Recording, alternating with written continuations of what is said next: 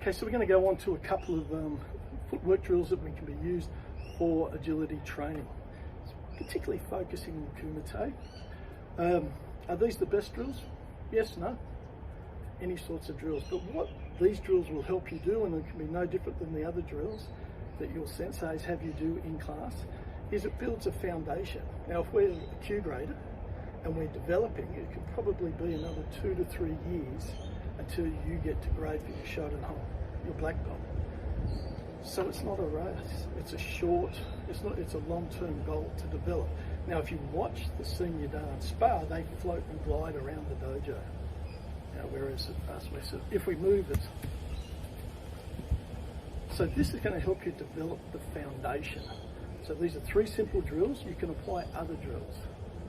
And we start slow and we gradually build up, because we're developing those neural pathways and the coordination. Thankfully, the brain is an extremely efficient apparatus.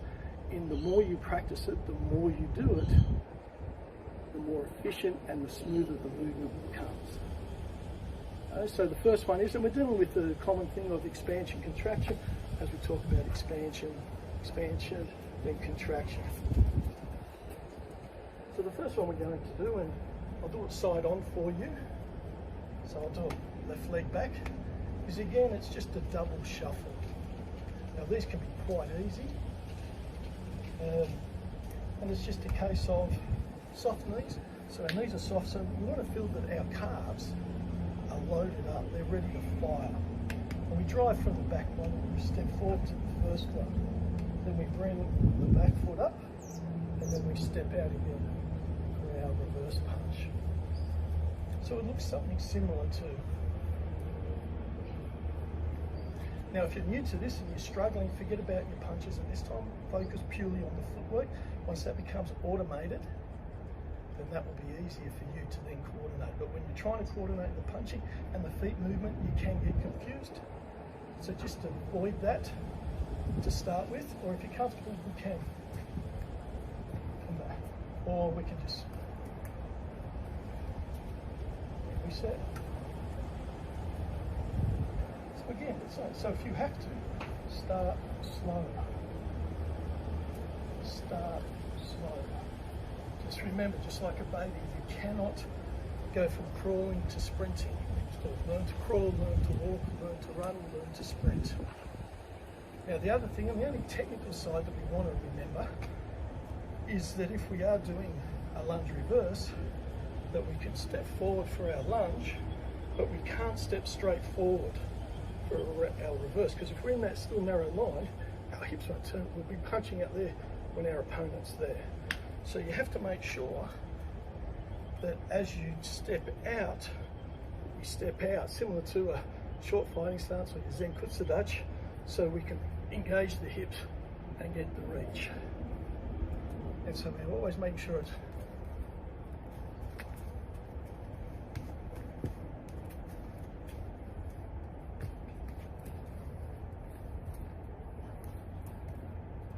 and then do the other way, because it's the same principle.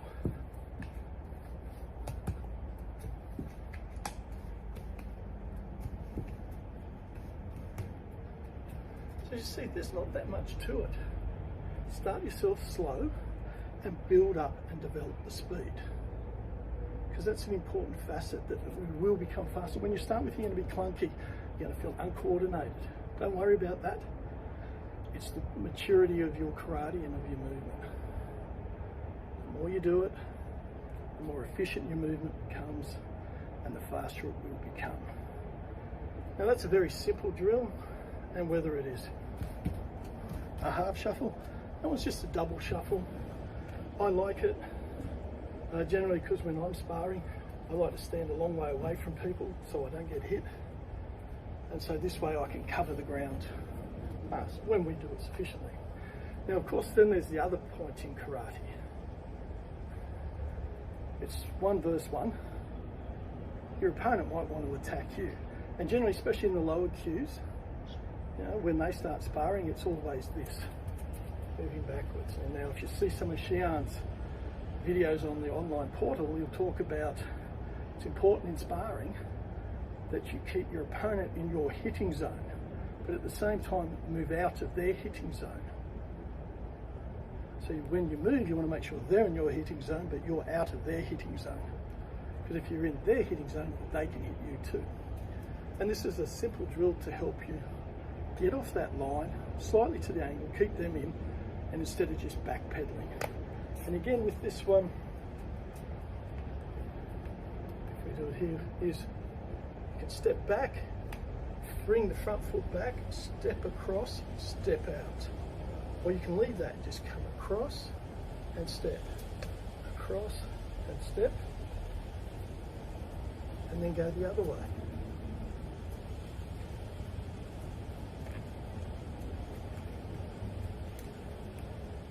Again, it's slightly different. Now there's lots of variations of this, so if you have another one, do it repeatedly until hopefully eventually it'll be just, and if you notice, I'm not moving a lot.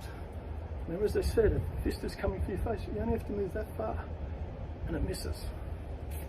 So don't think you have to go, because the idea of moving out of the way in a tournament is being in a position where you can still strike your opponent.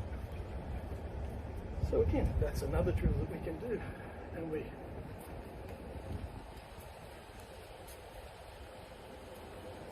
and it's always on the balls of our feet.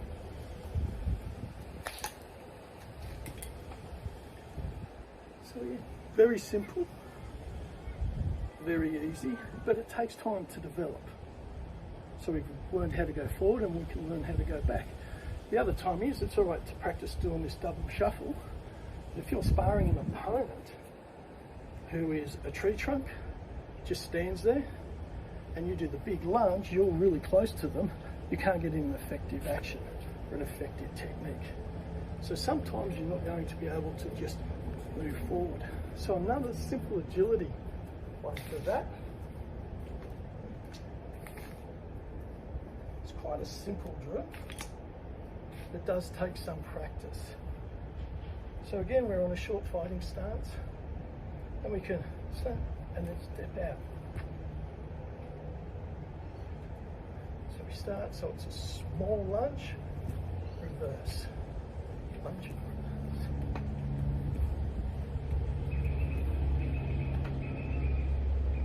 And again, repeat it on the other side. Lunge, reverse, lunge. And if you're having trouble, don't even worry about your punches. Just go.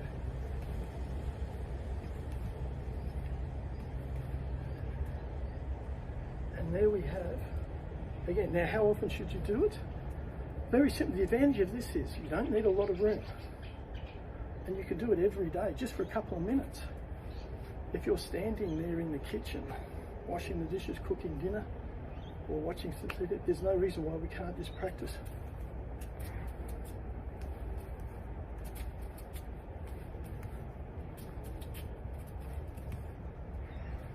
And that helps develop the efficiency. Now, once we've mastered those, or not necessarily mastered them, it will take a while, but as our proficiency increases, we can start combining those. Because you know, it's all right to sit there and do a lunge reverse, double shuffle, but if they block and block, you're here, you're going to get hit and they'll pick you off. So sometimes we can combine these. We can go lunge, reverse, out of the way. So we go lunge, reverse, pull back with our higite. So again, so we can get in, get out, move offline. So again, get in, get out, and move offline. And as you develop your footwork, you might bring in your own subtle variations to that. And that's perfectly okay. But what if we wanted to combine all three? So we can practice lunge, reverse, get in, get out, counter, and pick them off after they try to counter. So we go, they block, out of the way, counter. Again, pick it, whoops, bang. Notice how I'm not doing the lunge punch on the final one? That can be a different component. We can go, whoops, get out of the way, block, counter, or pick off. Now, like everything, just need to practice this. And for the first couple of weeks, I'd think you'd probably want to do it at least every day. It only takes 3 to 4 minutes. Do it as a warm-up if you're doing some of your own karate training at home. Use this as a bit of a warm-up to get started. If you get to your dojo and you're warming up and waiting for the class to start, just go through this footwork. Just like you can practice your kata, you can practice your footwork. The more you practice it, the more efficient, the faster the movement goes. And with that, remember the 3 things: decision making, movement speed, and movement technique. We're working on our movement technique. With our movement technique, as that improves, our movement speed will accelerate. Decision making, that's going to come more to sparring with people and looking for the visual cues that they're about to strike, whether it be the shoulders moving, the head moving, or moving. So it's looking for those cues, and you're going to get that through sparring. All right, guys, thanks again for having a look at this. Hope you enjoyed it. Remember to subscribe on the button, hit on the notifications, and also drop me a comment if you have something in regards to strength and conditioning for karate that you would like to see an explanation or an example provided. Until then, keep safe, keep your distance, and enjoy winter in Sydney with a balmy 25 degrees. Okay, everyone, be good, and we'll see you on our next video. Keep training.